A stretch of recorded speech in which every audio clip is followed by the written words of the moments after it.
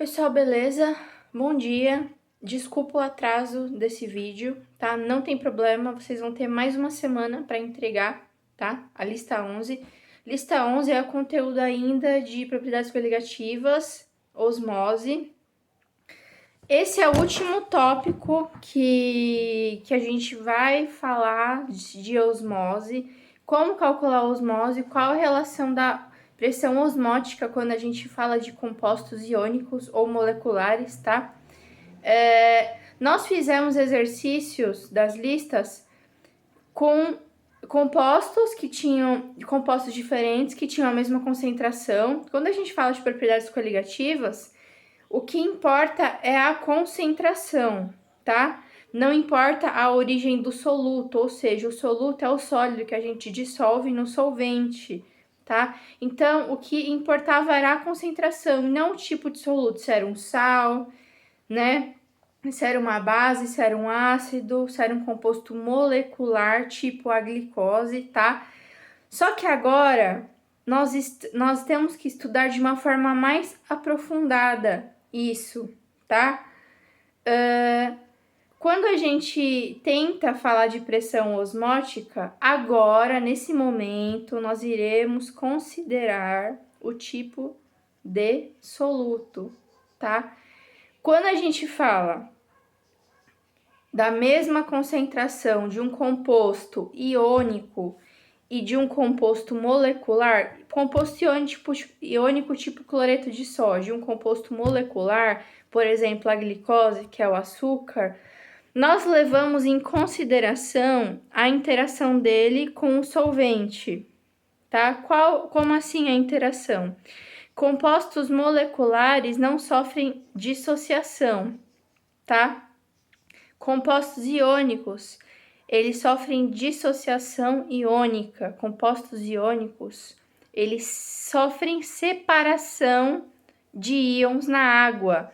Então, se um composto ele é iônico, ele tem uma parte que é um cátion e tem uma parte que é um ânion.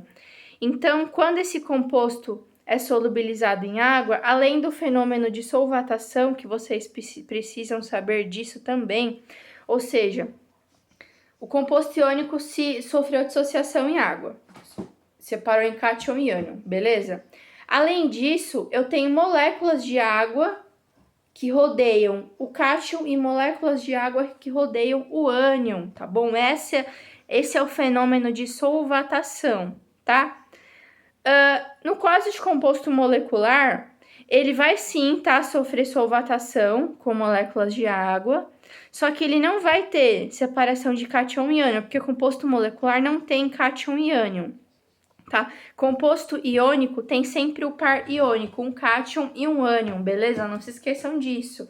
Então, assim, se eu tenho um composto iônico e um molecular que tem a mesma concentração, eles não terão a mesma pressão osmótica, tá? Antes nós estávamos estudando que só importava a concentração e não a origem do soluto. Só que agora a gente precisa estudar de uma forma mais aprofundada isso, tá? Então, sim, a pressão osmótica, ela é diretamente proporcional à concentração? Sim. Só que agora eu tenho que estudar a interação do soluto com o solvente, tá? Então, eu vou falar isso mais pra frente, relacionado ao exercício que mostra a glicose e o cloreto de sódio em água. A gente vai estudar quem tem maior pressão osmótica, quem tem maior temperatura de ebulição, quem tem maior temperatura de solidificação e assim por diante, tá? Então, soluções eletrolíticas têm cátions e ânions na estrutura química e elas sofrem dissociação iônica, que foi o que eu acabei de falar, tá? E qual é a relação disso com a pressão osmótica? Compostos iônicos que eles se dissociam em água, a gente tem que ver a quantidade de íons que ele libera. Se for uma quantidade grande de íons que ele vai liberar em água, ele vai ter uma maior pressão osmótica, tá? Porque lembrem-se que quanto maior a concentração, maior a pressão osmótica. Então, se eu tenho mais íons em solução, eu vou ter uma maior pressão osmótica, beleza? Eu dei um exemplo aqui de um sal, tá? sólido, esse aqui embaixo, tá? Cloreto de bário. Eu tenho 1 mol de cloreto de bário. Esse número aqui na frente, quando não tem nada, vale 1. Então, eu já coloquei 1 só pra gente não se perder. Em água, ele sofre dissociação iônica. Libera o cátion bário 2+, que é um metal, e o cloreto, que é um ametal. Compostos iônicos, não se esqueçam, sempre vai ter um metal e um ametal. Eu sempre vou ter o par iônico, um cátion e um ânion. Na dúvida, veja quem é metal e quem é ametal. Par iônico, composto iônico sempre vai ter um metal e um ametal, um cátion e um ânion. Então tá, liberou 1 mol de bário 2+, que é o meu cátion, e 2 mols de cloreto. Então, assim, 100% de ionização, tá? 100% significa que tudo que eu tenho, tudo que eu tinha de sólido se ionizou em água, tá?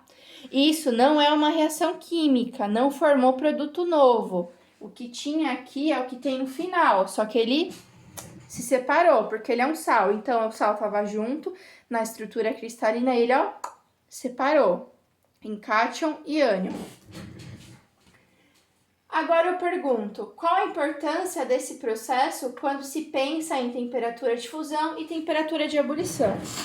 Lembrem-se que quando eu adicionava um soluto não volátil, a temperatura de ebulição aumentava, de solidificação diminuía, tá? E também eu tinha alteração na pressão osmótica. Quanto maior a concentração, maior a pressão osmótica, tá? Compostos iônicos